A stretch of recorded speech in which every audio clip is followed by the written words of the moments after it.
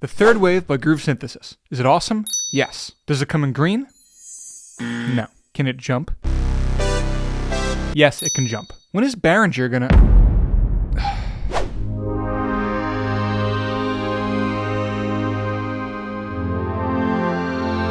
Okay, so here's the basics real quick. It's a modern take on the classic PPG Wave, which was the first wavetable synth. If you aren't familiar with wavetable synthesis, basically, rather than setting an oscillator to just a sine wave or just a square wave or any other one waveform, we can set it to cycle through a series of waveforms spliced together. This is called a wavetable, and cycling through it gives us this evolving sound quality. So that's the basic premise. Lots of synths do it, so why is this one special?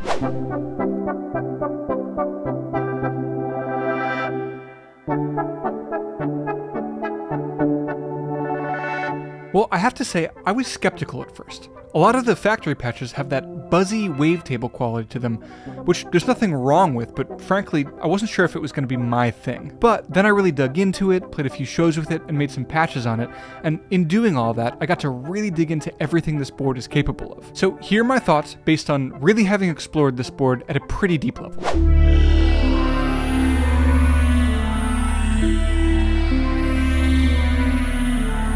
I love this synth. You can do things on it that you can't do on most other synths, and you can do them more easily. Now, full disclosure, they sent me one to try out and make a video on, but if I didn't like it, I wouldn't be telling you that I liked it, and I like it. You can trust me. So here's the things that I like about it most. Number one, it's extremely deep and capable, but with a simple and accessible interface. When I'm playing, I want to have easy access to a bunch of parameters on the fly. I want to tweak the filter and the resonance, I want to tweak the volume and the filter envelopes, I want to tweak the depth and the rate of the LFOs. That's just at minimum. I want those things right at hand without any menu diving, and ideally more things than that. Well, this keyboard does a great job at having a ton of functionality and having it all be basically immediately at hand. There's still some menu diving, like when I'm assigning modulation sources and destinations, but that's okay because once those things are assigned, they're pretty easy to get to. And there's always going to be some trade-off between ease of use and depth of possibilities. So that's number one, a ton of possibilities with a mostly knob per function interface.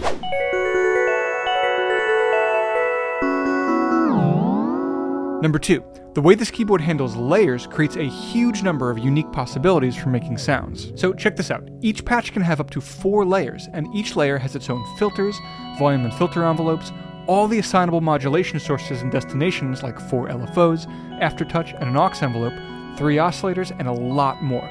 All those possibilities times 4. So you can literally stack 12 oscillators and still have plenty of polyphony, and you can modulate with 16 LFOs. I think I can best illustrate this by showing you some patches that I made.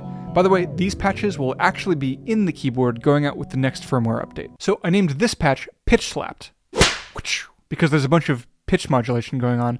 I'll take you through each of the layers. I'm using 3 of the 4, and on the first layer, we've just got a simple triangle wave. Nothing much to it, except upon release, the pitch bends up an octave, and I'm doing that with one of the 2 aux envelopes.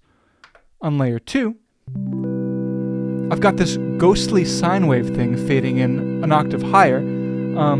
It's being given some vibrato by one of the LFOs, and it's running through the Leslie effect. And the cool thing is that upon release, whereas the first layer bends up, that second layer bends down. So listen again, and hear the first layer bend up an octave upon release, and the second layer bend down an octave. Pretty cool. The third layer is my favorite. So we've got all that going on, and now when I engage the aftertouch, everything bends down an octave to make room for this arpeggiator.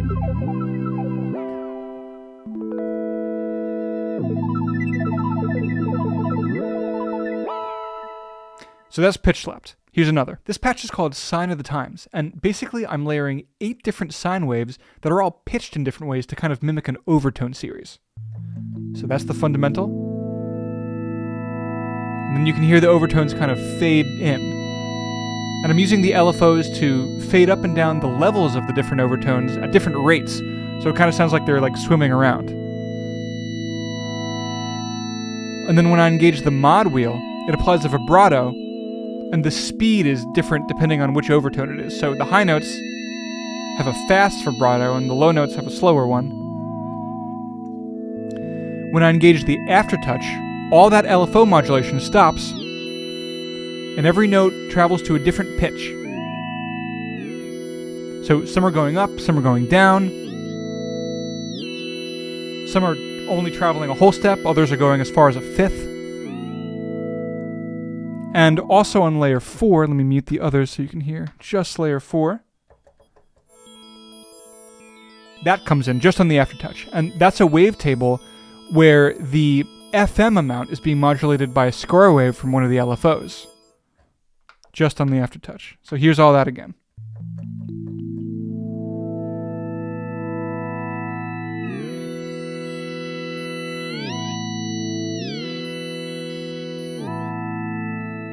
Sign of the times. One more sound, just real quick. Here's a patch where each layer has an arpeggiator that's running at a different subdivision of the clock. So that's every layer together. Here's the layers one by one. Layer 1.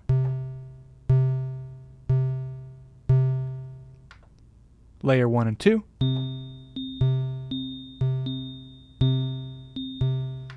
Layers 1, 2, and 3.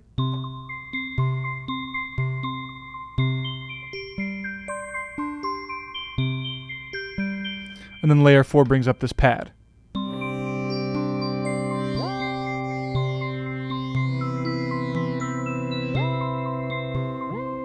I named that patch Dancing Elves. So as you can see, you can get into some really wild stuff when you have 4 layers that are each independently capable of every parameter on the synthesizer.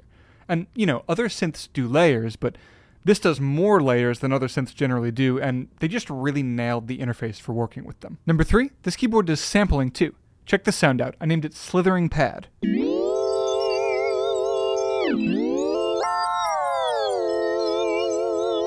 So that sound consists of 3 layers. The first one is this reversed bell sound. That's a sample.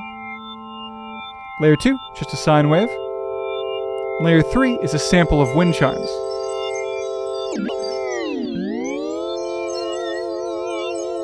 That's Slithering Pad. So those are my favorite things about this keyboard, and now I'm going to give you some final thoughts before playing you my conversation with the inventor, Bob Coover, over at NAMM 2025 just a few weeks ago. And real quick, if what you really want is for me to just shut up and play, I do have another video where I demo all the sounds that I made, plus my favorite of the factory patches, so you can click on that right here.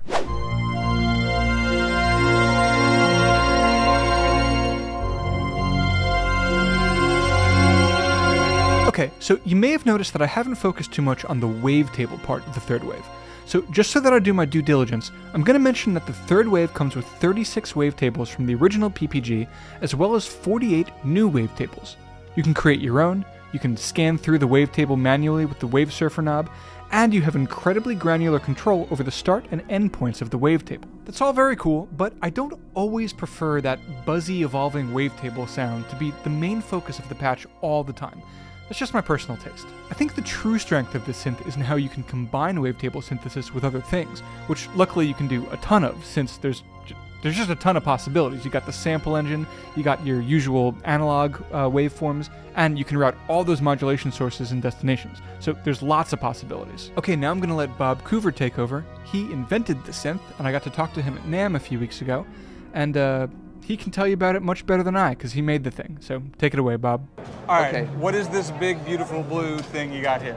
Okay, this big, beautiful blue thing is what we call the third wave, and it is what we imagine would have happened if PPG wouldn't have gone out of business back in the 80s. They had a 2.0, they had a 2.2, they had a 2.3, and those were all 2 oscillators. This is a 3 oscillator synth, and we called it the third wave. Yeah, and it, as a starting point, it does do the PPG processing chain exactly. So they would play up, depending on the one that you look at, they had roughly about a 200 kilohertz playback rate, which means you didn't get much aliasing, but you should get these otherworldly sounds. So these are patches off of a PPG, so, and they should have this kind of otherworldly texture and sound to it. This is a factory patch. What else would it do though? Well, what you're hearing and what's making it sound so glassy is because it did something called imaging. So you would get images of the spectrum that should have been filtered out, but they didn't do that. And so as a result, you get this high garbage that comes down back into where you can hear when you do lower notes. And I'm going to play some really low notes here. All that stuff up at the top, it's harmonically related garbage, and it stays with the notes. Yeah. So it's not aliasing, it's because you're bringing the spectrum back down into it. Yeah. So that's what you're getting there.